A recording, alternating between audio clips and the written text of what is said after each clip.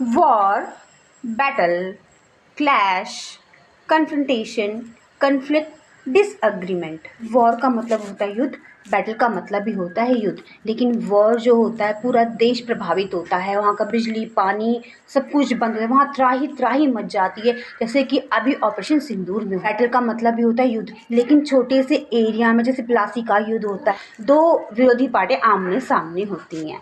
उससे नीचे होता है क्लैश। क्लैश का मतलब होता है संघर्ष। कन्फ्रंटेशन मीन्स आमना सामना, कन्फ्लिक्ट मीन्स टकराव, डिसएग्रीमेंट बहस। एक बहस हुई, उस बहस से टकराव हुआ, फिर आमना सामना हुआ, कन्फ्रंटेशन हुई, क्लैश हुआ, उसके बाद बैटल हुआ और उसके बाद वॉर हुआ।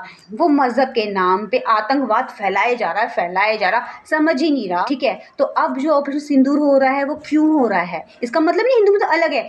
एक लाइन आपने सुनी होगी, मज़हब नहीं सिखाता आपस में बैर रखना।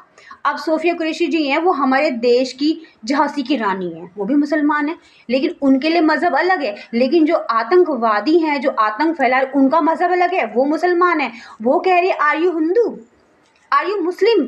जो हिंदू हैं उनको गोली मार दी गई, जो मुसलमान हैं इनको छोड़ दिया गया। अगर कलमा पढ़ना आता तो वो जिंदा होते। ये क्या कि कोई घूमने गया है, वहाँ पर ये पूछा गया कि कौन हिंदू है कौन मुस्लिम, अलग हो जाओ।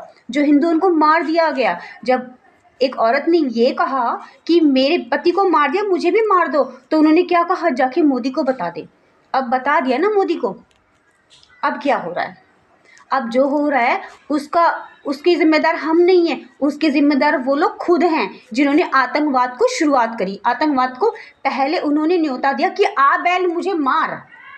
अब जब हो रहा है तो हो रहा है ना। वैसे मेरा चैनल एजुकेशन चैनल है ना, मैं नहीं बोलना चाहती थी, लेकिन मुझे बोलना पड़ा क्योंकि भाई मैं भी अपने देश की बेटी हूँ और मैं नहीं कर सकती, लेकिन मैं अपने चैनल के माध्यम से छोटा सा काम तो कर ही सकती। बस मुझे नमन है सोफिया जी को, जो हमारे देश की तरफ से लड़ने गई और दो बेटियों ने बता दिया कि किसी के सिंदूर को मिटाओगे तो तुम्हारे भी पत्नियां हैं, तुम्हारे भी घर का उजड़ जाएगा। ठीक है, तुम भी किसी के सिंदूर हो, तो तुम दूसरे का सिंदूर मत मिटाओ कि तुम्हारा भी मिट सकता है। तो अब जब न्योता मिला है तो वो भी होगा ना। सो ये एक्ट ऑफ वॉर नहीं है, ये जस्टिस है उन मासूम लोगों को जिनको ये पूछ के मार दिया गया तुम हिंदू हो मुसलमान। उससे भी उनको शांति नहीं मिली, तो उन्होंने वहाँ के जो टूरिस्ट गाइड थे उनके प्राइवेट पार्ट चेक किए गए और जो हिंदू निकला उनको तुरंत मार दिया।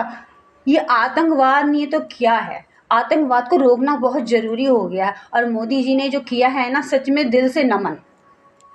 Thank you.